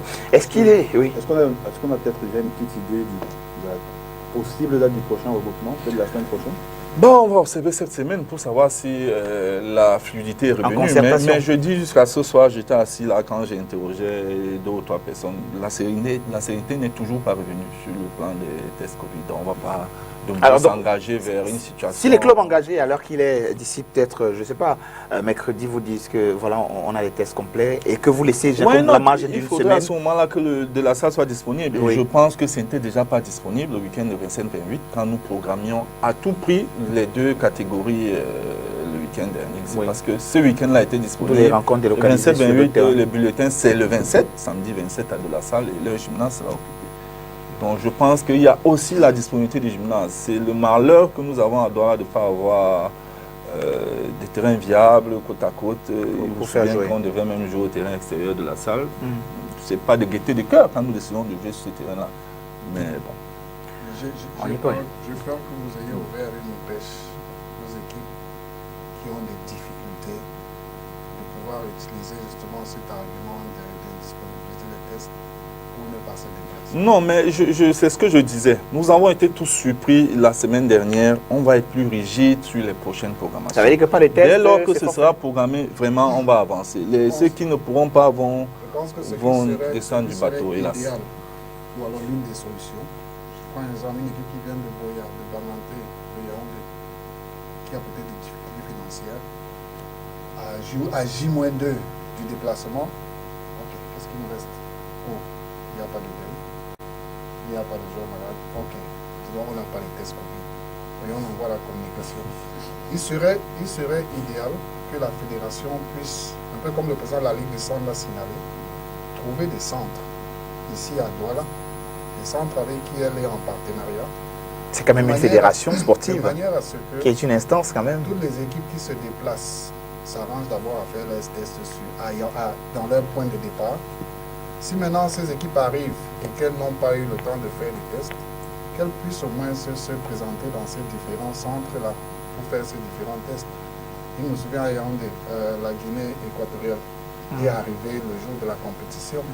Il y avait un centre sur place au Palais des Sports qui leur a permis de faire ces différents tests PCR. On peut faire la même chose avec le but. On sait tous que ce 3e regroupement est très important pour la suite de la compétition. Et il faudrait éviter des programmations et des déprogrammations comme l'a signalé le président Titi Berraté. Donc on s'arrange à trouver des endroits, ils ont mentionné Apparemment, c'est Montant Mangamba, connaît un endroit. Titi connaît un endroit. Il connaît plusieurs endroits, Titi. Voilà, donc on se rapproche. On peut se servir. On se rapproche donc de lui et on s'arrange à ce que ces docteurs soient à disposition, même s'il faille payer leurs heures. Le centre l'a relevé d'ailleurs un instant que c'était par contribution des uns et des autres en fonction de qui savait quoi. C'est très important même pour la sérénité de tous les participants. D'accord. Que ça puisse se jouer, parce que là, sinon on va aller de report en report et de report en report et c'est pas très bien. Voilà. On aura donc passé toute l'émission à parler de ces tests Covid. Je crois que ce n'était pas pour rien. Hein, comment? C'est ce que Lionel ne voulait pas. il a laissé remarquer au passage. Mais moi, on va quand même poser la question. Ça nous permettra peut-être de comprendre. Vous allez nous dire qu'on est encore à 4 ou 5 mois de la fraude. On va écouter le coach de l'équipe nationale, monsieur Lazare Dingono, qui au sortir des qualifs à Yaoundé lors de la conférence de presse après-match, je lui posais justement la question sur le fait que la préparation, le Cameroun en termes de préparation est toujours en retard. C'est-à-dire on n'a pas un long temps de préparation. C'est ce qui ressort généralement des conclusions qu'on tire après des mauvaises passes. Et donc, il avait dit ce que vous allez écouter à l'instant, et vous allez peut-être réagir là-dessus. Écoutons.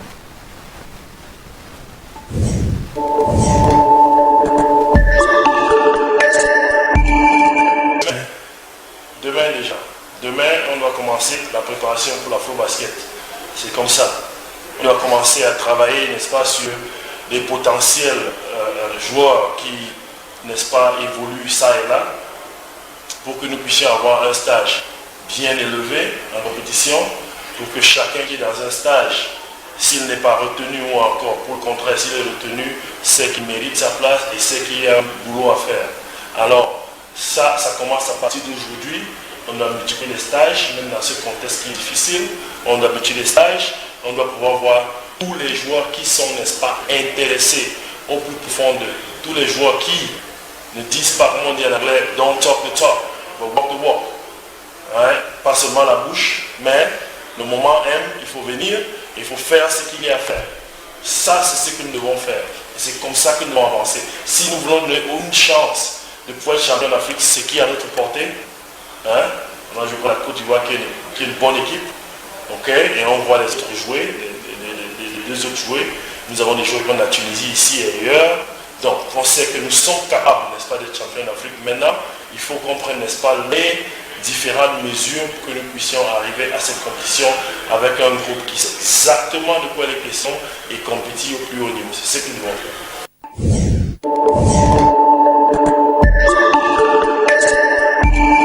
Messieurs, j'ai bien peur de ne pas vous laisser réagir sur la question du secrétaire général qui est ici, qui normalement connaît les méandres, enfin, je veux dire quoi, les dessous des dossiers en termes de préparation. Lazare Dingono a dit, on commence demain. Nous étions en février. Alors, qui dit demain veut dire que normalement, si on avait commencé le lendemain, on serait à 1 mois de stage en ce moment. Et il parle de la multiplication de stages malgré le contexte. Donc, on a mis la question du contexte de côté. Ça, c'est une équipe, c'est ce qu'il veut pour être champion d'Afrique. Alors, à ce jour, encore rien. Lazare Dingono, je crois, il est toujours au Cameroun. Il y a eu 0 stage. Que se passe-t-il? Déjà, il y a le texte, il y a le contexte. Je veux dire que c'est ce qu'il souhaite, mais après, il y a la faisabilité. La première chose, c'est il dit que le stage va commencer demain. Enfin, la préparation, quand je dis préparation, c'est pas le stage sur le terrain. Mais elle a effectivement commencé le lendemain. Quand je dis elle a commencé, c'est que il est déjà en train de prospecter en fonction des besoins qu'il estime être les nôtres, compte tenu de ce qu'il a vu, de ce qu'il a vu ces derniers temps. Enfin, les besoins qui sont les vôtres? Les besoins qui sont les nôtres, ceux de l'équipe nationale. Ah, d'accord. Et je ne parle pas encore des 2 mastodontes qui sont à NBA. Vraiment, les besoins qui sont les nôtres en fonction des joueurs camerounais qui évoluent encore et à l'université aux États-Unis et certains autres en Europe. Nous sommes dessus, ils sont en plein prospect. Nous sommes en train de nous battre, même encore avec FIBA, pour 2 ou 3 joueurs. Afin qu'ils puissent acquérir la nationalité sportive camerounaise. C'est des Camerounais, mais des binationaux qui doivent pouvoir acquérir la nationalité camerounaise. Maintenant, pour ce qui est de s'entraîner sur le terrain, c'est une grosse difficulté parce que tous les joueurs sont encore en pleine saison, donc il n'est pas question de pouvoir réunir une équipe avant, je ne sais pas, avant peut-être le mois de mai. parce que même pour ce qui est des locaux, ils sont en compétition. FAP, potentiellement, devrait faire la balle en mai. Dieu merci, nous aurons le CAFAP qui va entrer en stage, et on va dire que le statut des locaux sera peut-être les joueurs de FAP qui sont entraînés par Lazare Adine Renaud. Donc c'est peut-être un début de quelque chose pour nous. Mais il faut savoir qu'à l'heure qu'il est, nous ne pouvons pas rassembler des joueurs pour un stage bloqué de l'équipe nationale. Parce que ces joueurs sont encore occupés et employés par leur club. Employés par leur club, la balle, c'est donc en mai. Potentiellement, mais pour l'instant, maintenant, la situation sanitaire est en train de se dégrader. Voilà. En mai, c'était à 10 jours, une communication. Et là, avant août, avec les responsables de la balle, mais... Avant août, il nous reste 2 mois. Ouais, je pense que... Pour ne pas compter le mois d'août. Je pense que nous n'avons pas de mauvaise préparation ces dernières années. En 2017, les gars ont fait passer un mois au Brésil. Je veux dire qu'avant le 1 mois au Brésil, il y avait 1 ou 2 stages locaux. Ça, c'est pour les garçons, parce qu'après, il n'y a pas eu d'AFO 2019, donc ils n'ont rien fait entre-temps. Ils n'ont fait que les fenêtres FIBA de 2-3 jours, malheureusement. Pour les dames, elles ont fait plus d'1 mois à Istanbul. Je veux dire que, autant que possible, nous faisons des stages d'une période suffisamment correcte pour que nos joueurs... Le véritable problème, c'est avant. Une équipe, ce n'est pas 1 mois. Le véritable problème, c'est qu'une équipe nationale doit être une ossature.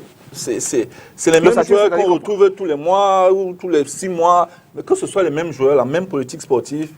Et pour l'instant, malheureusement, ce n'est pas le cas chez nous. On va peut-être prendre 5 minutes. Nous avons toujours un absent, nous avons toujours un souci et c'est dommage. Justement, monsieur, pour parler justement à la question de des absences et qu'on soit toujours en train d'aller prendre ailleurs, le problème de Lazare Adine Renaud, lors des qualifs ici récemment, souvenez-vous, il n'a pas employé les joueurs locaux parce que, dit-il, il n'avait pas une certaine expérience de groupe et même du jeu, vu qu'il ne jouait pas. Ça, c'était son problème. Et maintenant qu'on a un peu de temps, qu'est-ce qu'on peut en faire? Non, moi je pense que si la préparation commençait, comme il l'a dit après le dernier match, je pense que le minimum aurait été qu'il soit au moins présent à tous les différents regroupements de l'élite. Bon, par contre, je sais qu'à Tian, il n'était pas là. Bon, j'espère qu'au regroupement de Douala, il sera là. Et Yaoundé, il était là. Non, je parle de lui. Enfin, je dis, à Tian, il n'était pas là, il était à Yaoundé parce qu'il était sur place. À Douala, espérons qu'il sera sur place. Ça lui permettra déjà d'avoir peut-être une meilleure vision des différents potentiels viviers qu'il y a au niveau national. Et le fait peut-être de tourner un petit peu les 1 ou 2 qui sont appelés forcera tout le monde à travailler peut-être un petit peu plus. Parce que quand vous avez l'impression d'avoir le titre foncier, souvent on se demande mais on se base sur quoi pour prendre tel et pas un autre. C'est un peu compliqué. Et maintenant, juger les joueurs locaux comme ayant des lacunes, bon, c'est quand même un peu compliqué parce que des fois on se dit cette hargne-là peut apporter quelque chose. Mais je pense par rapport aux dernières compétitions que l'avantage fondamental sera la stabilité du staff. Parce qu'aux dernières compétitions, on a eu beaucoup de changements. Il y avait une certaine instabilité. Et à ce niveau-là, franchement, c'est très compliqué de pouvoir insérer un système de jeu ou un type de jeu sans avoir une équipe sous la main pendant 1 mois, 2 mois ou par 2, 3, 4 fenêtres. Et je pense que ce sera très important au niveau du coach.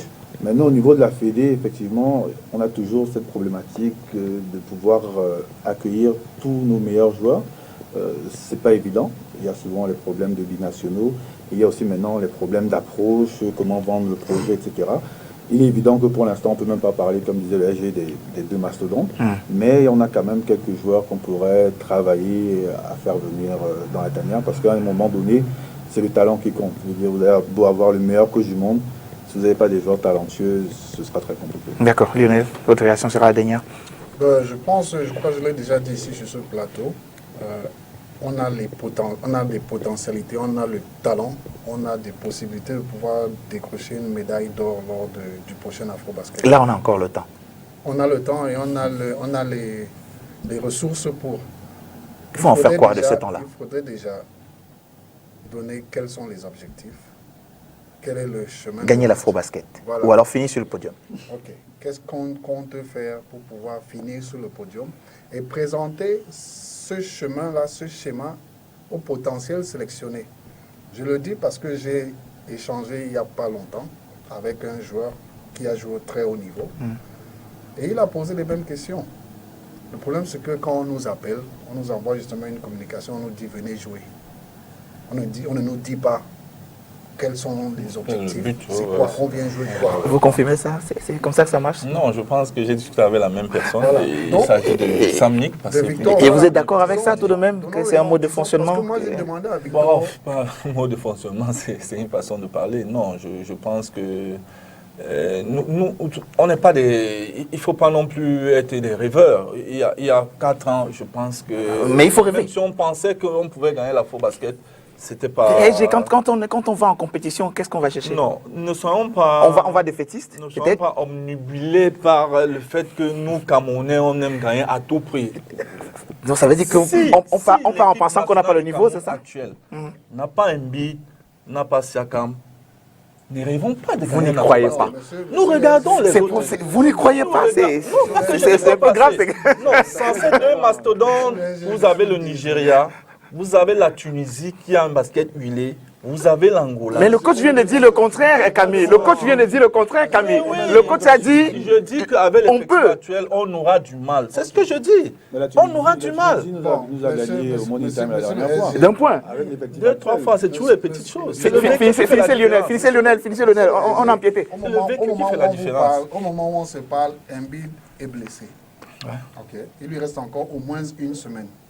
Donc après, il va faire sa rééducation et il va revenir.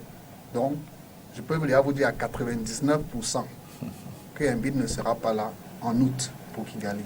Ouais. Pascal Siakam, il était éloigné des parquets à cause justement du Covid. Il est en train de revenir. Vous-même, vous l'avez dit, compte tenu de la situation sanitaire, les choses ne s'améliorent pas. Donc il y a de fortes chances que Pascal, qui a déjà été touché, ne soit pas là. Si je me réfère à ce que vous avez dit, si on n'a pas Embiid, si on n'a pas Pascal, qu'on ne rêve pas. Donc on n'y aille même pas. Non, pas n'y aille pas. Mais justement, pour préparer les prochaines victoires, il faut prendre part aux compétitions. C'est comme ça. Donc, ça veut dire que le prochain afro d'août doit être considéré comme étant juste la prépa. Je ne suis pas en train de dire qu'on n'y aille pas ou qu'on ne gagnera pas. Je dis et que ça soit considéré juste comme la prépa. Ça va être difficile. Et pourtant, avec les deux autres, vraiment, on va avec des... La Tunisie n'aura pas de nouveaux joueurs. Et c'est l'effectif contre lequel on a joué qui nous a battu de 1 point. Il y a un écart entre la Tunisie et nous au jour d'aujourd'hui. Vous connaissez quel était le meilleur joueur de la Tunisie? Entre Nigeria et nous. À la limite, on peut le joueur NBA ne jouait même pas. Salah Mejri. Il chauffe les bancs, il chauffait les bancs à glace. C'est vrai. Donc on a des joueurs qui peuvent faire le taf. Il y en a plein, que ce soit en Europe, en NCAA, même en Asie. Ils sont nombreux. D'accord. Et je pense qu'il suffit de pouvoir sortir une liste complète, parce que l'un des problèmes qu'on a souvent, je vais terminer par là, c'est qu'on convoque les gars, on nous sort une liste de 15 ou alors de 14, et c'est sur ces 14 qu'on tire 12. Donc il suffit que 1 ou 2 ne soient pas indisponibles, que nous avons déjà la liste des 12. Voilà justement le problème. Là on parle d'une compétition d'août, il faudrait que chacun sache que, comme Steve l'a dit, il y a une compétition, même pour avoir sa place. On sort peut-être une liste de 25 joueurs. Voilà les joueurs que nous avons ciblés. Nous gardons un œil sur eux. Actuellement, peut-être Christian Koloko ne sait même pas qu'il est ciblé. Il ne sait même pas que la fédération l'observe.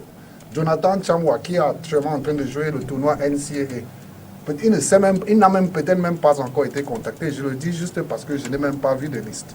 Par contre, si on dit que voilà les joueurs sur lesquels on garde un œil, le réseau a parlé des binationaux, si peut-être ils pouvaient nous citer les noms, ça allait nous permettre d'aller également et de faire nos propres recherches. Et de leur dire que oui, ces gars, si on pense qu'ils peuvent ou alors on pense qu'ils ne peuvent pas. Il y a des joueurs qui sont venus ici, qui ont joué dans cette sélection. Je ne vous dis pas ce qu'on a dit sur eux dans les réseaux. Ils n'avaient pas le niveau. Alors, pour sortir... Faut pas hésiter. Pour sortir justement, on retient donc avant mai, on n'aura rien. Avant mai, carrément, on n'aura rien. En regardant, en observant la situation sanitaire. Ça va être difficile d'avoir les joueurs professionnels avant mai. Mais s'il y a une possibilité avant mai pour les locaux, je discutais encore avec le coach Adin Colon, avec le coach Alaza à Yaoundé. Il y a beaucoup de joueurs qu'il a déjà observés. J'ai même envie de citer les Au Sénégal, les regroupements ont commencé, disons comme ça, c'est les dames pratiquement.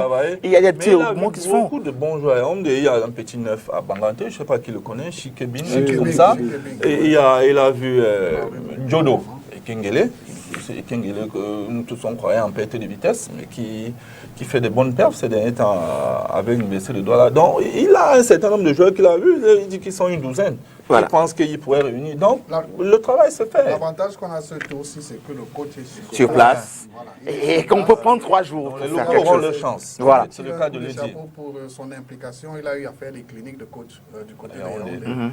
On l'a même vu en train de donner des conseils aux jeunes de Volcanic Warriors lors d'un dernier regroupement à Yaoundé. Donc le fait qu'il soit déjà sur place, ça va permettre d'asseoir une certaine préparation et peut-être il aura un peu plus de temps pour se focaliser dessus. Mais il faudrait étoffer. Et comme il sera à Douala pour le 3e regroupement, il fera aussi une clinique pour les coachs du littoral. Voilà, ça c'est une demande qui sera certainement transmise dans la ZAD d'Ingono en espérant qu'il nous a écoutés et qu'il en a pris acte ce soir. Merci monsieur d'être venu ce soir. Et on se dit quoi, la semaine prochaine, lundi prochain, il sera 21h sur cette antenne, à les rediffusions mardi 14h et samedi 7h du matin. Monsieur le syndicat mort, bonne nuit à tous. Salut, oui.